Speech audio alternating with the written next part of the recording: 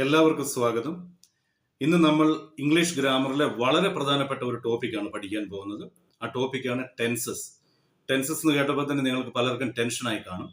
Tension ഇല്ലാതെ നമുക്ക് പഠിക്കാം. ഓക്കെ, ടെൻസസ് ജനറൽ ആയിട്ട് മൂന്നായിട്ടാണ് വിഭജിച്ചിരിക്കുന്നത്: present tense, past tense, future tense.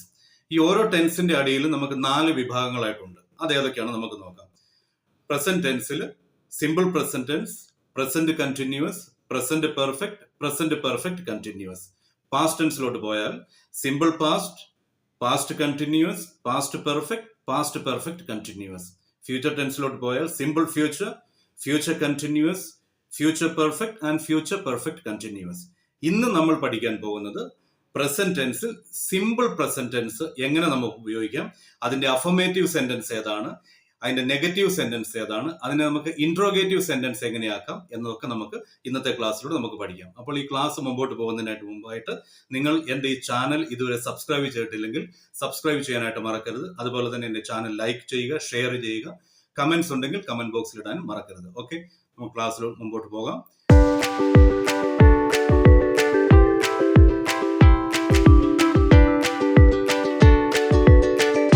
അപ്പോൾ simple present tense. Simple present tense എന്ന് പറഞ്ഞു കഴിഞ്ഞാൽ ഇപ്പോൾ നടക്കുന്ന ആക്ഷനെ കാണിക്കുമ്പോഴാണ് സിമ്പിൾ പ്രസന്റ് ടെൻസ് നമ്മൾ ഉപയോഗിക്കുന്നത്. ഇതിൽ നമുക്ക് പറയുവാനായിട്ട് ഉപയോഗിക്കുന്നത് ഹാബിച്വൽ ആക്ഷനെ കാണിക്കുവാനായിട്ടാണ്. Habitual action. അതേപോലെ തന്നെ ജനറൽ ട്രൂത്ത് പറയുമ്പോഴും നമ്മൾ സിമ്പിൾ പ്രസന്റ് ടെൻസ് ആണ് ഉപയോഗിക്കുന്നത്. ഫോർ എക്സാമ്പിൾ, ഹാബിച്വൽ ആക്ഷൻ കാണിക്കുന്ന ഒരു sentence: I play football every weekend.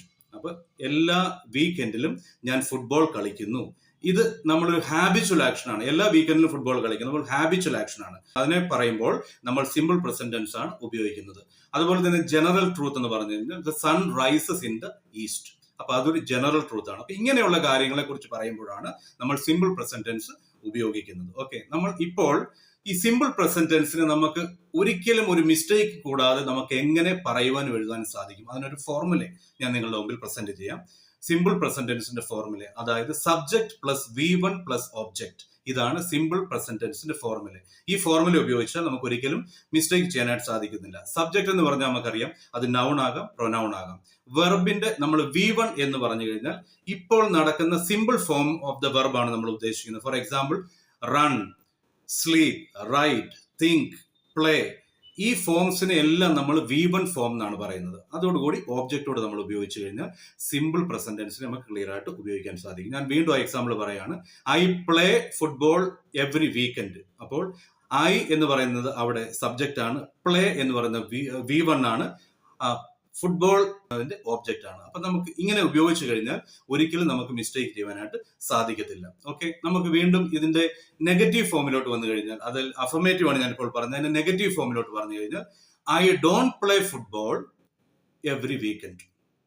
ഇതാണ് അതിന്റെ നെഗറ്റീവ് ഫോം. നമുക്ക് ഏത് വാക്കുകൾ എടുത്തിട്ടും ഏത് വെർബിന്റെ V1 ഫോം ഏതെടുത്തിട്ടും നമുക്ക് സെന്റൻസ് ഉണ്ടാക്കുവാനായിട്ട് സാധിക്കും. അതുപോലെ തന്നെ അതിന്റെ അഫർമേഷനും നെഗറ്റീവ് സെന്റൻസും നമുക്ക് ഉണ്ടാക്കുവാനായിട്ട് സാധിക്കും. ഇനി നമുക്ക് ഇൻട്രോഗേറ്റീവിന്റെ എക്സാമ്പിൾ നോക്കാം. ആദ്യമേ നമുക്കൊരു അഫർമേറ്റീവ് സെന്റൻസ് എടുക്കാം. She drinks coffee every morning. അതൊരു അഫർമേറ്റീവ് സെന്റൻസ് ആണ്. അതിനെ നമുക്ക് എങ്ങനെ ഇൻട്രോഗേറ്റീവ് സെന്റൻസ് ആക്കാം? Does she drink coffee every morning. അപ്പൊ നമുക്ക് ഇതൊരു ഇൻട്രോഗേറ്റീവ് സെന്റൻസ് ആയി. ഇതിൽ നമുക്ക് ഒന്ന് നോക്കേണ്ട ഒരു കാര്യം എന്താണെന്ന് ചോദിച്ചു കഴിഞ്ഞാൽ, തേർഡ് പേഴ്സൺ സിംഗുലർ വരുമ്പോൾ, തേർഡ് പേഴ്സൺ സിംഗുലർ എന്ന് പറയുന്നത് നിങ്ങൾക്കറിയാം ഹി, ഷീ, ഇറ്റ്. ഈ തേർഡ് പേഴ്സൺ സിംഗുലർ വരുമ്പോൾ അവിടെ നമ്മൾ ഡസ് ആണ് ഉപയോഗിക്കുന്നത്, ഡു അല്ല ഉപയോഗിക്കുന്നത്, ഡസ് ആണ് ഉപയോഗിക്കുന്നത്. എപ്പോഴും നിങ്ങൾ ഓർത്തിരിക്കുക പ്രത്യേകമായിട്ട്.